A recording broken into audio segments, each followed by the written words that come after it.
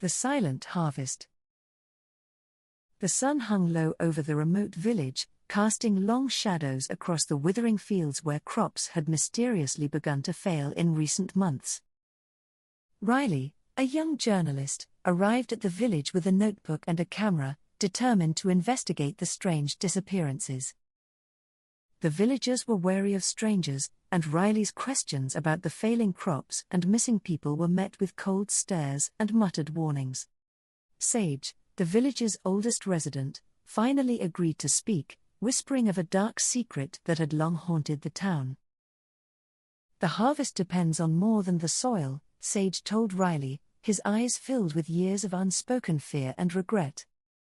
At night, the village seemed unnaturally quiet, and Riley couldn't shake the feeling that something was watching from the darkness just beyond the fields. As Riley investigated further, they learned that each missing villager had vanished after the last full moon, a pattern too eerie to ignore. The village's church, once a place of worship, had been abandoned, its doors locked and windows boarded up for decades.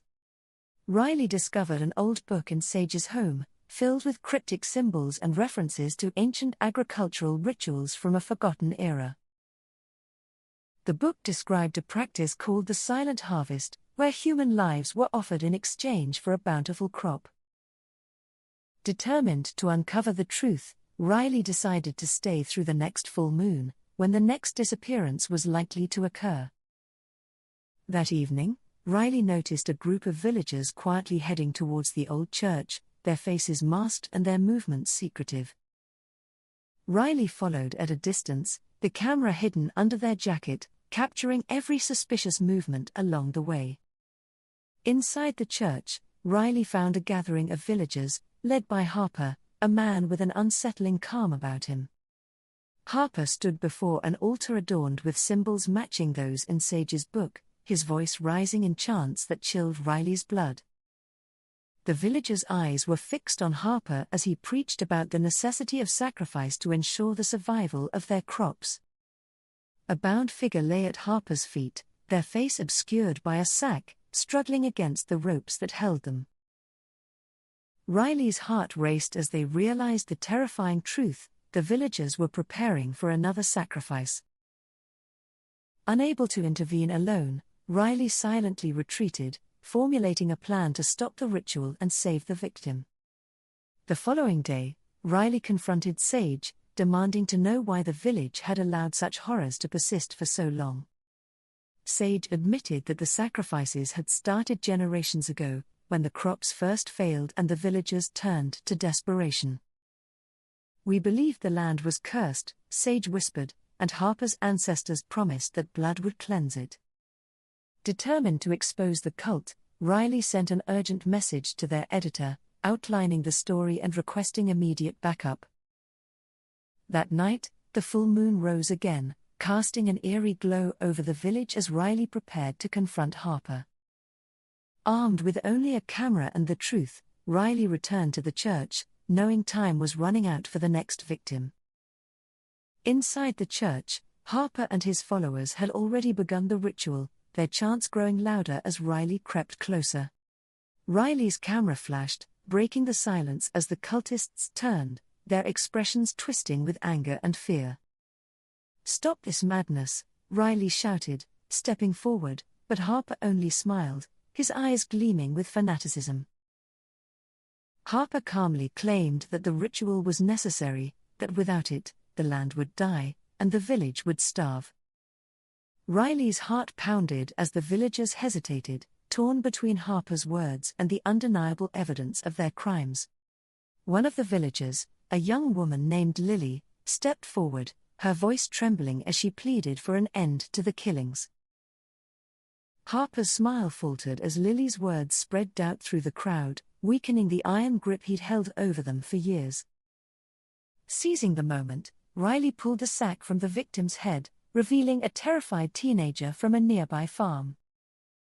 The villagers gasped in shock, the reality of what they'd been complicit in crashing down upon them.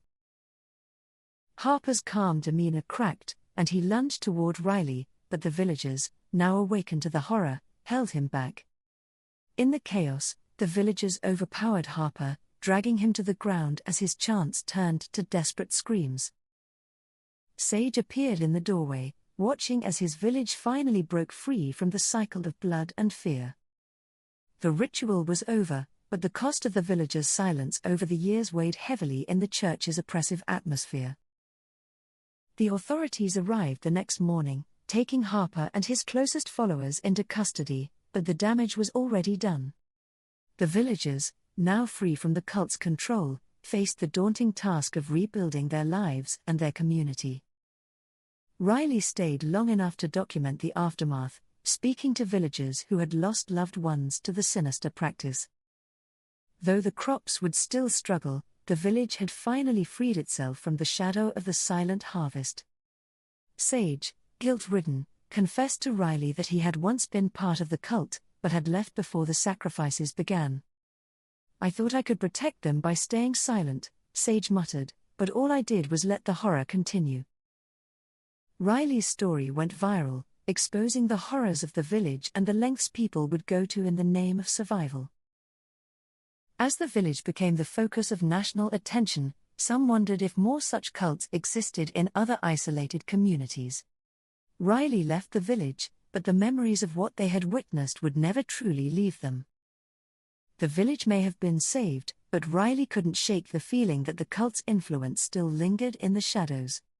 Harper, even in custody, maintained that the sacrifices were necessary and that the village would suffer without them.